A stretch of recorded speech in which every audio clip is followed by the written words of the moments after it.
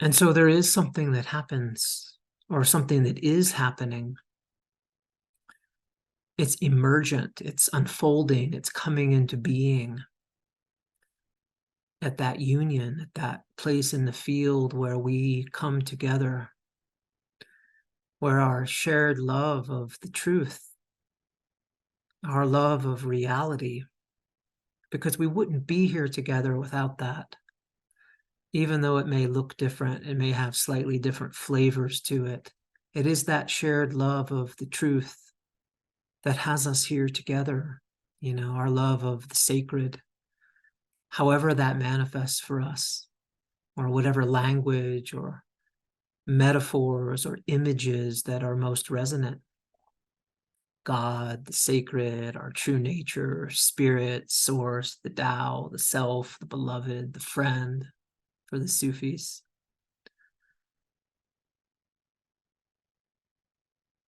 And from that, as we discussed, I think, a couple of sessions ago, there is that longing that has been placed within us,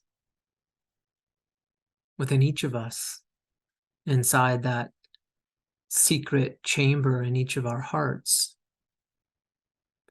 That longing to be in communion with that, or to be in union or at one, or to be in relationship with that, with the mystery of that.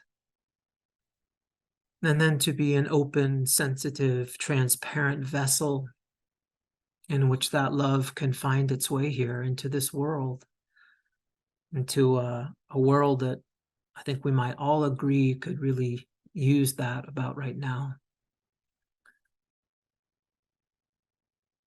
And this takes us all the way into those mysteries of separation and union, which lie at the very essence of alchemy, and also very much at the essence of the mystical and contemplative traditions.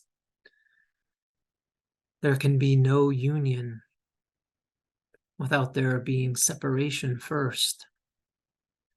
Otherwise, there wouldn't be two things available to come together in that way. And each are valid experiences, separation and union, and each are necessary.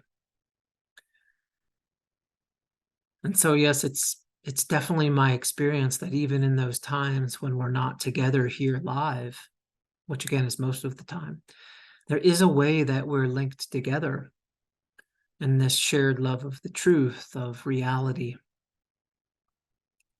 And in that longing that we meet inside that room within the interior castle, that one made of those crystalline particles of light.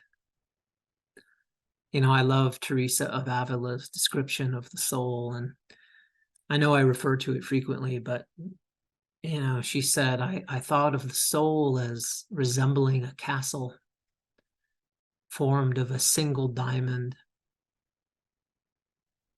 or a very transparent crystal and containing many rooms.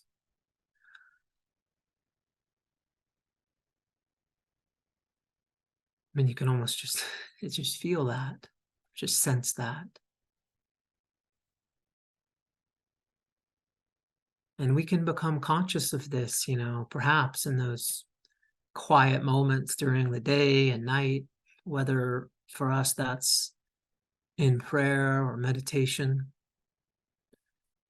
or taking a walk out in nature, or just resting for a few moments on the couch, in open receptivity, slowing down and resting our minds and our nervous systems and moving into that quietness of just a few moments of being, of presence. Surrounding ourselves and our experience, holding ourselves with kindness, with compassion, and really honoring this path that we're on, everything we've been through that has brought us to this point, and just what it is that we're asking ourselves to do when we make a commitment to a path of healing. of spiritual transformation, of individuation, which is no light matter.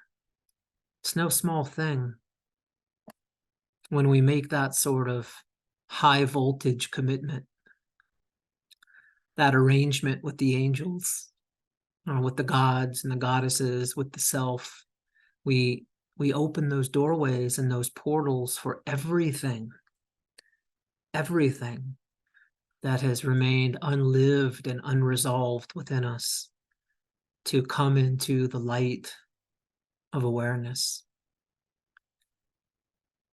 All of the shadow, not only those unwanted, disowned, and marginalized qualities and pieces of soul that we've had to push away, and for very good reasons, but also those qualities and those parts of ourselves that carry that wild joy, creativity, and all of those unstructured experiences that we've talked about, qualities and experiences of play, of awe, of wonder, and the joy of being itself, which is uncaused, and it's wired into who and what we are.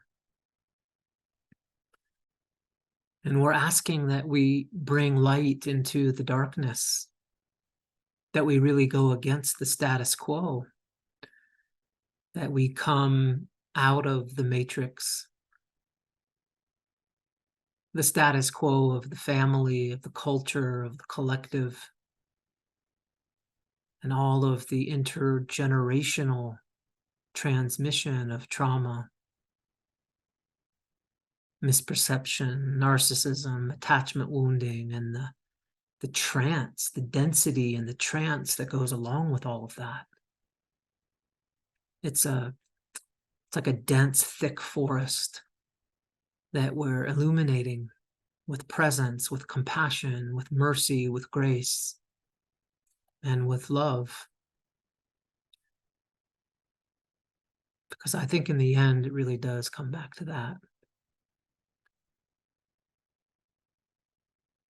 And we have to remember how vast this commitment is to heal, and what it will ask of us, which is everything. And I'm not telling you anything you don't already know, but it also has everything to give and more. And the fruit that this journey will bear is beyond imagination. It's beyond what we can imagine ahead of time.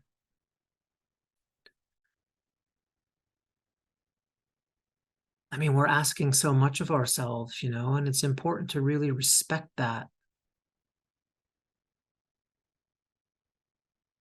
To know that we're not always going to want to do this, to do all this inner work, this embracing and illumination of the shadow, this staying with and becoming curious about our historic core vulnerabilities and sensitivities, and taking that risk of seeing the possibility that all of our symptoms, all of our unwanted experiences, to see these as potential emanations of soul, expressions or manifestations of the ally, as it incarnates into this body, into these emotions, this nervous system, and into and as the cells of this human heart. And it can really ache and it can burn at times, and it can feel so claustrophobic. And in other moments, there's that lightness of being, that spaciousness, that split second where the veil parts. The heart opens, the mind softens, and we're in that presence, in the mystery, in the unknown, and in some way, love is with us.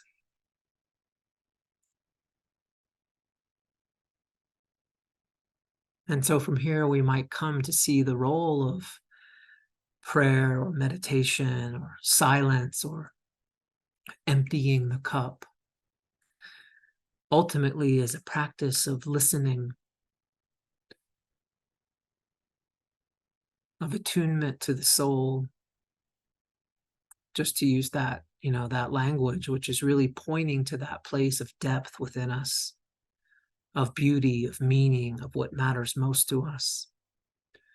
That dimension of our experience, which is oriented in connection, in relationship to the mystery, to being itself.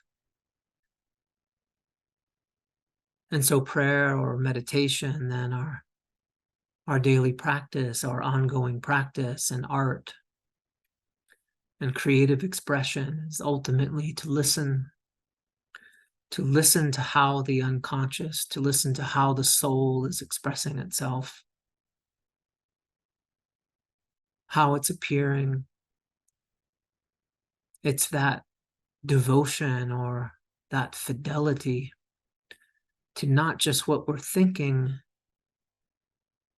that surface layer of conceptual thought, but to something underneath that, to the non-rational, to what the mystics have referred to as that still small voice, to that feeling or that mood or that image that comes to us spontaneously, to our dreams at night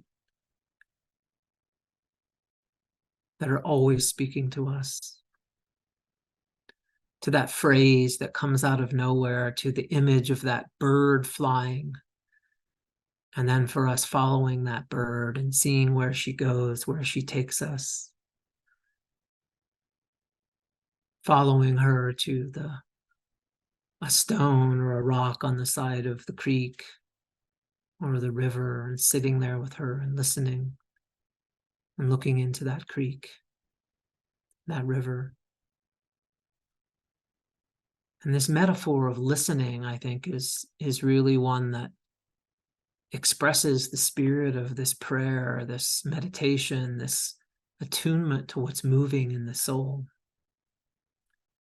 and taking that seriously, honoring that, respecting that, being curious about that, even if what that is unwanted, is a part of ourselves that we've rejected, turned away from, marginalized, or placed into the shadow. Even if by embracing it, we feel shaky, tender, sensitive, raw, and naked before life, before the beloved, which may just be a sign that we're on the right track after all.